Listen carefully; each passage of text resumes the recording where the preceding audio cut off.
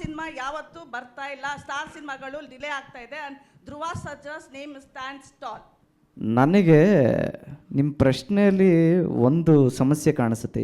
To be very honest, ಯಾರು ತಪ್ಪು ತಿಳ್ಕೊಂಬಿಡಿ ದಯವಿಟ್ಟು.